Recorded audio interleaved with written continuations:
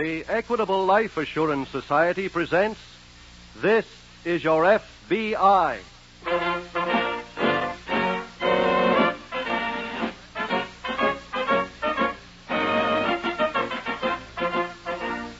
This is Your FBI, the official broadcast from the files of the Federal Bureau of Investigation, presented as a public service by the Equitable Life Assurance Society of the United States and the Equitable Society's representative in your community.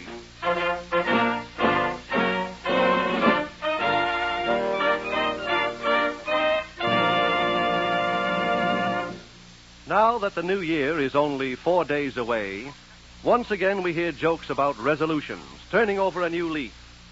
But deep down inside, there's not a one of us that doesn't seriously consider making some important improvement either in himself or in his relations with those near and dear to him. Probably that's why in January so many fathers increased their family's protection with the Equitable Life Assurance Society. So, fathers, this year, why not make the finest New Year's resolution of all? Resolve now to give your family increased security through life insurance. Then keep that resolution by getting in touch with your Equitable Society representative tomorrow.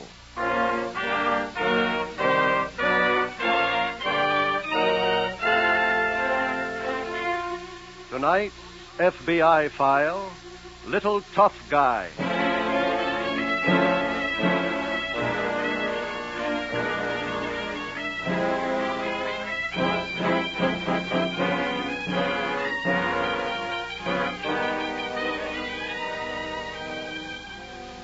There are seasonal trends in every business, including crime.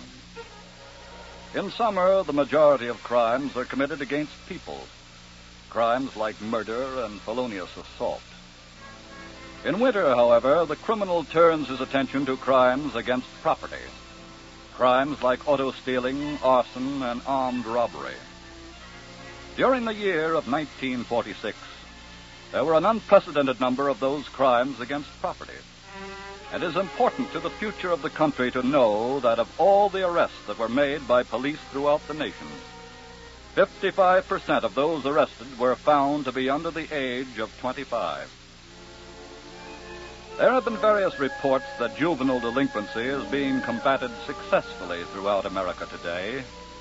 Progress has been made, but there is still much to be done.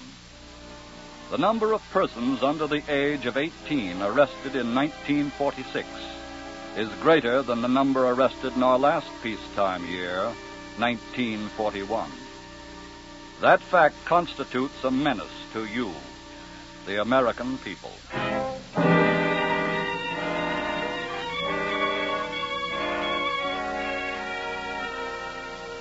Tonight's file opens in a trash-littered vacant lot near the crowded tenement district of a large Midwestern city. A young boy is idly playing in this lot as a second youth approaches. Hiya, Joe. Huh? Oh, Tommy. Wait a minute. What's your hurry? I ain't in no hurry, Tommy. What'd you try to run away for? I was just getting up, that's all. Where you been all week? I ain't been around. Not where I could see you. I looked for you, Tommy, honest. To pay me off? Yeah. Well, it ain't too late now. Let's have it. I spent it, Tommy. Don't give me that. Honest. You know what that means, don't you? Oh, no, wait, Tommy. Give me a chance, will you? Get up. Please. Oh, Tommy, leave me alone. Get up, I said. No, Tommy, no. I'll learn you not to run out on me. Wait, Tommy, I'll pay you. Now? No, just let me go home. I'll get the dough and bring it right back. Well, okay. But get back here fast. Oh, I will, honest, I will. Huh? Regular killer, ain't you? Quite a workout you gave him. What's it to you, mister? Oh, no, save that for somebody your own size. What were you slugging him for? He didn't pay up. What do you mean? I charge him $10 a week for not hitting him. He was a week behind on his dues. He pays you for not hitting him? Yeah.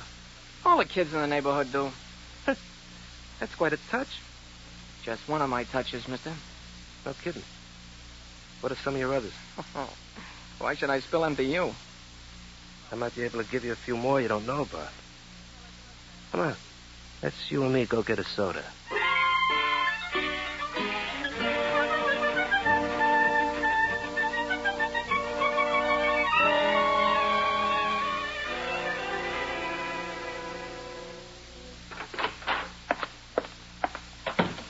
Mama. I'm in here. Oh. Hiya, honey. Where you been? Downtown. Doing what? Working. Wipe that pool chalk off your coat. I tell you, Norm, I was working. Yeah, I know. You got a big deal. We make a big bundle. That's right. Well, please explain one thing to me, will you? What? You got a phone call right after you left here this morning with someone who sounded all of 16 years old, and he said he was your partner. Now, what's the rib? Well, he ain't exactly my partner, but it wasn't a rib. What? I got the kid working with me. What are you going to do? Hijack some bubble gum? Very funny. Just so happens I'd lined up a real good score. This I want to hear about. Okay. Now, here's the setup. There's a couple of dozen crates of Army binoculars stored in a little building down in a freight yard. Yeah. It's surplus stuff that they're selling to people. There's a real big demand for them now. Mm-hmm. Well, the building they're in can be entered by a little window at the back near the roof. A window that's just big enough for a kid to crawl through. Now, does it sound so funny? Where'd you get this kid? I picked him up just a few days ago. He's okay. What's the rest of the caper? I'm renting a truck, back it right up to the building. The kid crawls through the window, then lets you in? That's right. What about the law? There's a watchman. I've got his movement timed.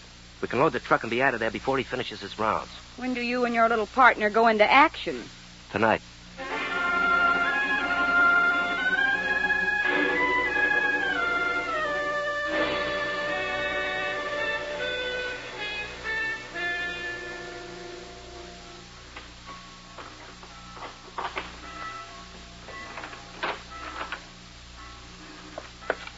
Okay, mister.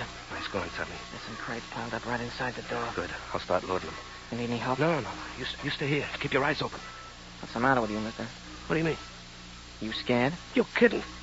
You act that way. Look, we're wasting time. I gotta load those crates.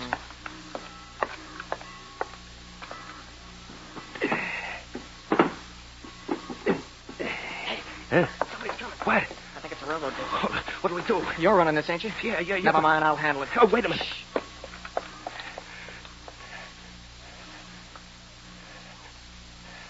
Hold on! What are you doing? Oh!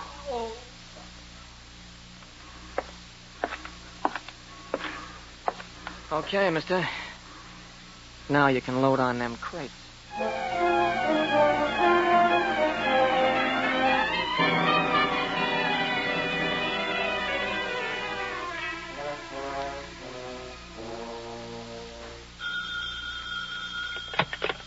Special Agent Taylor speaking. Jim, this is Adams. Yes, sir. Detective Fulton from headquarters has just left my office. I'm sending him in to see you. Ken Fulton? That's right. I've assigned you to work on a case with him. Can I come in, Jim? He's here now, Mr. Adams. Good. I'll talk to you later. All right, sir. Hello, Ken. Hi, Jim. Good to see you. Oh, pull up a chair. Thanks. I suppose you came over here to show me that Christmas tie. Well, that was one of the reasons. The other one's a robbery that took place last night down the freight yards. Oh, what's the story, Ken? Small warehouse was broken into. 10 cases of binoculars were stolen. A watchman was slugged. How does the FBI figure in the case? The binoculars were Army property. I see. You got any leads? Well, the ground was soft in front of the warehouse. One of our lab men got a good impression of the tires of the truck that was used. You been down there yet? No, I was just put on the case myself. Oh. What about the watchman? Was he badly hurt? Well, he's in the city hospital. Did he see the thieves? He hasn't given too coherent a statement yet. He mentioned something about a kid being there. That's about all. Well, Ken, how do you think we should work this one? Any way you say. I suppose we divide up our activities and save some time. Okay? Okay. Then why don't you go down to the warehouse and see what you can pick up there? I'll go out and interview that watchman at the city hospital.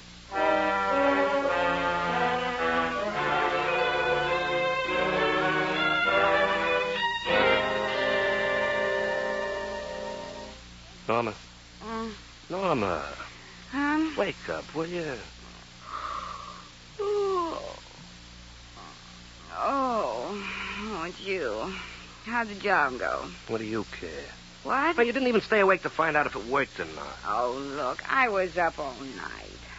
If you'd had any consideration, you would have called. Oh, that would have been real smart. Maybe you wanted me to send you a wire, too. Robbery, a big success. Stop all. You stop. Now, how'd it go? Okay. Tell me about it, will you? I knocked off 10 cases of binoculars. That was all I could fit on a truck. How'd the kid work out? A little too good. What do you mean? He slugged the watchman. Bad? I don't know. Where's the kid now? Dropped him off at his house. Give him $20 and told him I'd meet him this afternoon. What for? To give him his cut. Are you out of your mind cutting in a Look, kid? I got no intention of meeting him. I had all I wanted of that little guy. Well, what kept you so long? I had to get rid of the stuff. With the fence? Yeah. What'd you get for it? $3,500. $3,500? Yeah. Oh, baby, you must be dead tired. Let me fix you a nice breakfast and put you to bed.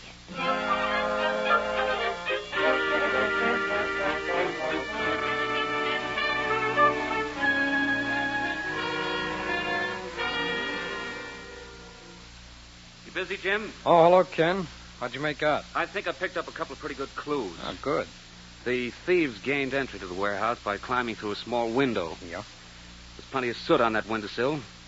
Whoever climbed in managed to leave a set of excellent prints. Very considerate of them. I also picked up some shreds of wool that were caught in the woodwork. Uh-huh. They look like they've been torn from a sweater. What did you do with the evidence, Ken? Turned it over to Mr. Adams. He's sending it on to your laboratory. Oh, good. Say, how'd you make out? Well, I finally got to talk to the watchman. Give you anything? I think so, yes. Say, what about that kid he saw? Well, he just got a fleeting glimpse of him before he was slugged. And the kid? That's right. He said he'd seen him before, though. That he was one of the gang of youngsters that played around the freight yards once in a while. Did he know his name or where he lived? No, but he knows one of the other kids in the gang. He gave me his name and the school that he attends. Say, did the watchman give you anything on the truck? No. Did he see anyone else? No, the slugging occurred too quickly for him to see anything but the boy. And that kid becomes real important. That's right, Ken. Maybe you better go over there. Okay. And if I get anything that looks good, Ken, I'll call you at headquarters.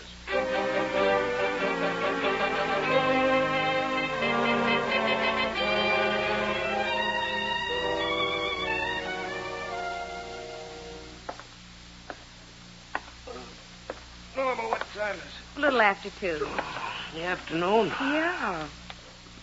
Did you sleep well, honey? Yeah, fine. Can I get you anything? Not right now, thanks. Well, if you need anything, dear, just let me know. What's the joke? This new deal. I don't get it. From bum to king in one easy lesson. What are you talking about? That $3,500 sure made a big man out of me. Oh, now, honey, stop that talk. You know that it... Oh, that must be the delivery. What delivery? Well, while you were sleeping this morning, I went out. I bought a few things. Oh, like what? Oh, some dresses, some hats. Huh? Just where do you see them? Okay. Mr. Prentice live here? That's right, Sonny. Come right in. Okay. Hey, wait a minute. Where's your packages? What are you talking about? I want to see Phil Prentice. Who's that, Norma? It's me, Mr. Tommy Winfield. Huh? Hey, are you the little punk... Out of my way, lady! Hiya, mister. What are you doing here? Came to find out why you didn't meet me. How'd you know where I live?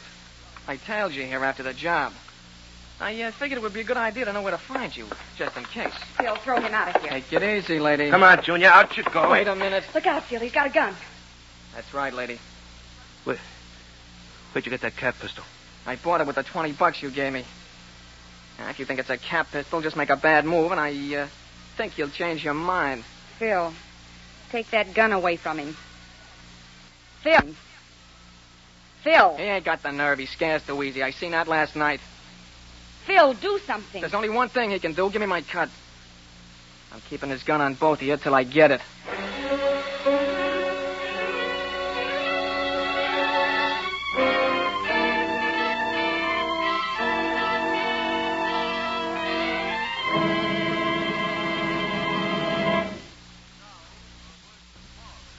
We will return in just a moment to tonight's file, which shows how your FBI promotes security for the nation. Now, a word to fathers about security for the family. Father, how do you feel tonight? A little tired, eh? You've had a good dinner, you're contented, and don't want to be disturbed by anything. Well, if that's the way you feel, you'd better turn off your radio for the next 59 seconds, because you are going to be disturbed by a question that's coming at you now. If I should die, how would my family get through the critical years until the youngest child finished high school? How long would my wife and children continue to be well-fed, well-housed, and well-clothed? That question is so important to your family's happiness that you ought to have an answer based not on guesses or hunches, but on facts. The Equitable Life Assurance Society will help you get these facts. It has prepared a special fact-facing chart for fathers that has these 3 advantages. First, it's simplicity itself. You can fill it out in 5 minutes flat. Second, you are guided every step of the way by easy-to-understand pictures which illustrate the unavoidable expenses your family will have to meet.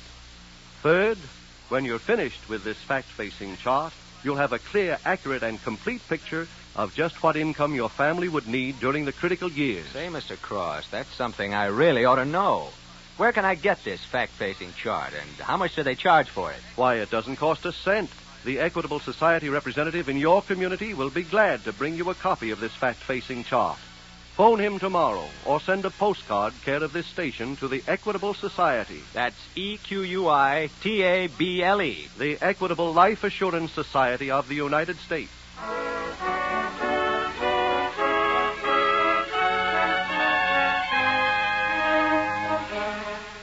And now, back to the FBI file, Little Tough Guy.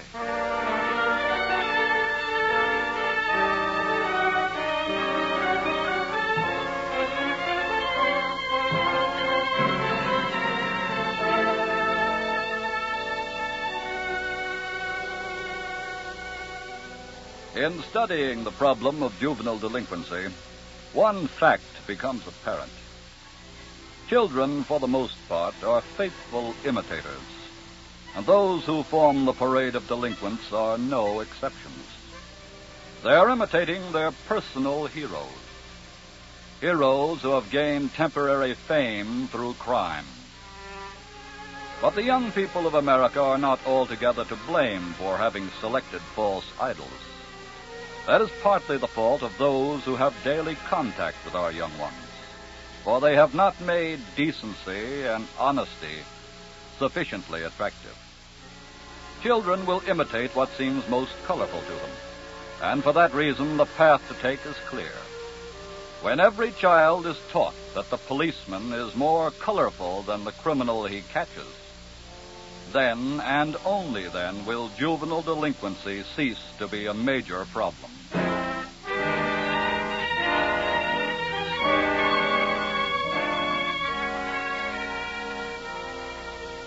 Tonight's file continues. Special Agent Jim Taylor, attempting to learn the identity of the boy involved in the warehouse robbery, is seated in the principal's office in a neighborhood school. A youngster enters. Is the principal here? No, but come in, Joe. I was sent down to see the principal. I know. I sent for you. Who are you? Well, my name is Taylor. I'm a special agent of the FBI. Huh? I'd like to ask you a couple of questions, if I may. FBI? Joe, you play around the freight yards once in a while, don't you? Well, yeah. I'd like to find out about one of the boys in your gang. Uh-huh. I'd say he's older than you are, about 16. Has dark hair. Always wears a yellow striped sweater. Oh, that's who, Joe? I don't know. Now, look, you just started to tell me. Why did you change your mind? I didn't. I don't know who you mean. Joe, he's wanted for questioning on a very serious charge. If you know who he is, it's your duty to tell me. But I don't, honest. Are you afraid to tell? Leave me alone. Afraid of what people might think of you for doing your duty? No. Look, son, you may not realize this, but you'd be doing that youngster a great service. You'd be saving him from greater trouble when he grows older. Now, don't be afraid of what you consider squealing, Joe. Now, come on. Let's have his name. Well, it sounds like Tommy. Tommy who? Tommy Winfield. You know where he lives? No, but he goes to this school. Is he here today? No, he's absent. Well, Joe, you've been a great help to me. You should be very proud of what you've done. Thank you, son.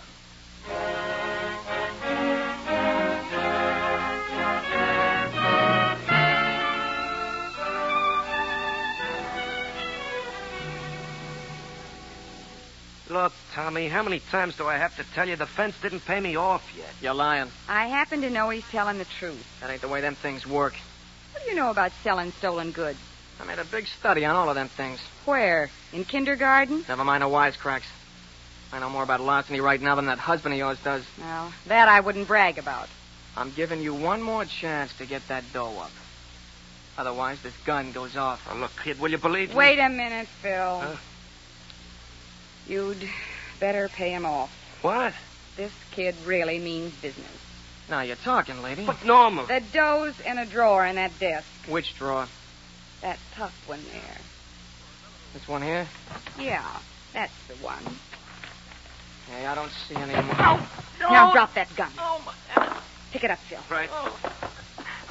Now, Junior, we give the orders. Broke my hand. Oh, ain't that too bad? What'll we do with him? Let me think. I'm going to warn you right now. If anything happens to me, the cops will know who did it. What do you mean? He's throwing a bluff. Now, look, we're going to have to get out of town. This kid knows too much. Yeah. We'll tie him up in the bedroom. Then let's pack and get out of here. Fast.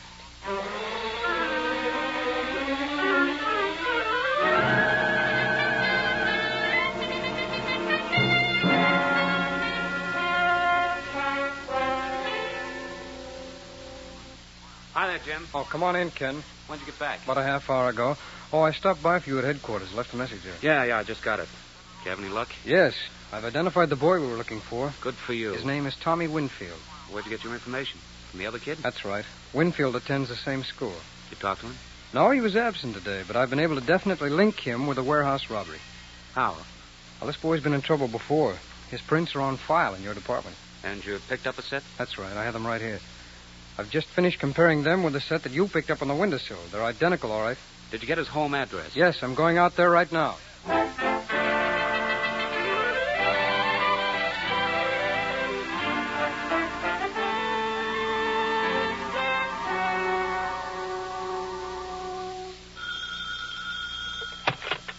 Fulton speaking. Hello, Ken. Jim Taylor. Oh, hello, Jim. How'd you make out? Well, young Winfield wasn't at home, but I think I have a lead on where to pick him up. Good. Oh, by the way, I picked up a sweater that was on his bed. I think we'll find the wool will match the shreds you found on that windowsill. Fine. That ties that up. Yes. Well, I'm going out to look for him, Ken. I'll be in touch with you later.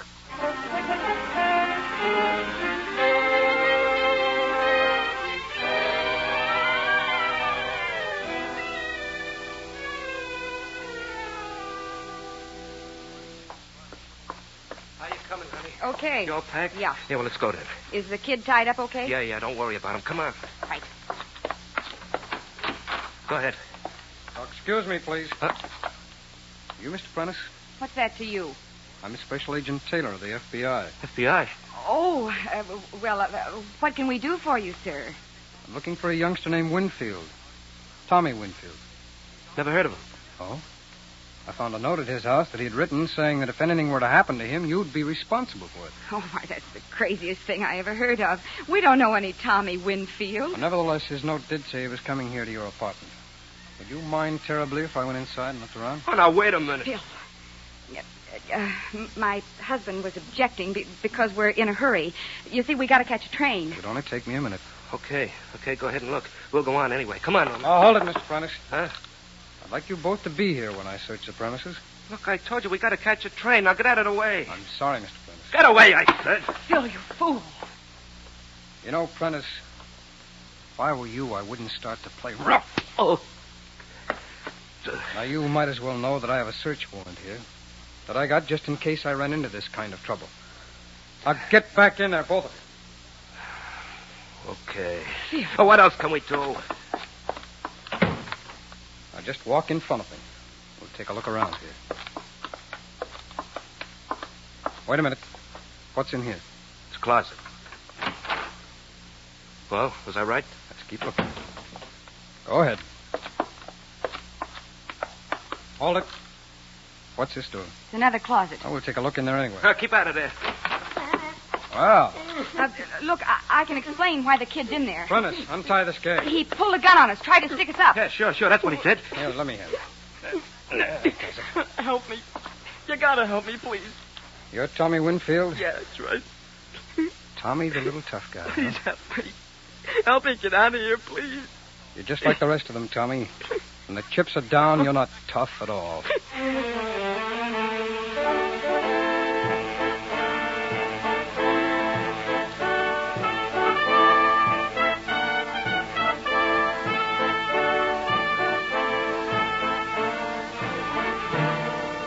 For his complicity in the robbery, Tommy Winfield was sentenced to a state reformatory.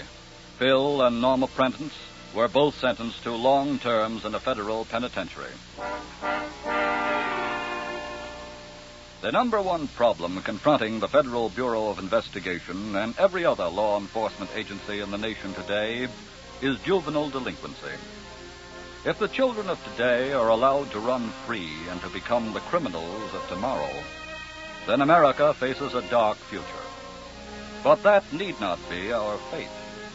We are the captains of our own destiny if we will take control. Children of today are no different than they have ever been. But they cannot be allowed merely to grow up. They must be raised. They must be given the advantage of parental guidance. The problem of juvenile delinquency today is basically the problem of delinquent parents. For that reason, we especially urge you, the parents of America, to keep a closer watch on your children during 1947. And if you do, you can really make it a happy new year.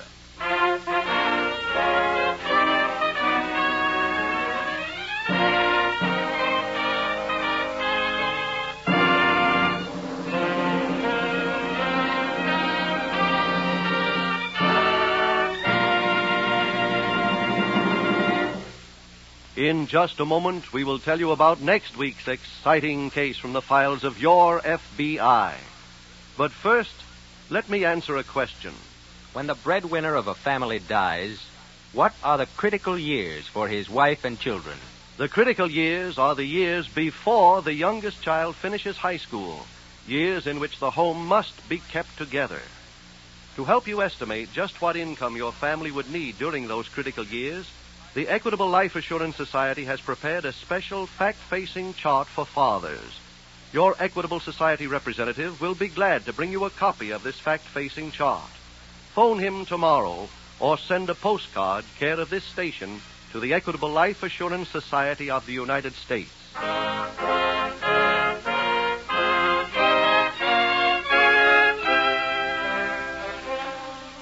Next week, we will bring you another colorful story from the files of the Federal Bureau of Investigation. The Fugitive Guest.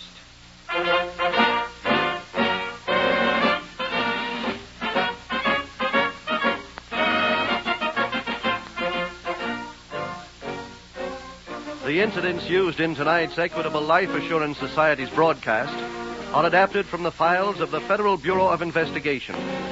However, all names used are fictitious, and any similarity thereof to the names of persons living or dead is accidental. Tonight, the music was composed and conducted by Frederick Steiner. Your narrator was Dean Carleton. This is Your FBI is a Jerry Devine production. This is Milton Cross speaking for the Equitable Life Assurance Society of the United States and the Equitable Society's representative in your community, and inviting you to tune in again next week at this same time when the Equitable Life Assurance Society will bring you another thrilling story from the files of the Federal Bureau of Investigation. The Fugitive Guest on This is Your FBI.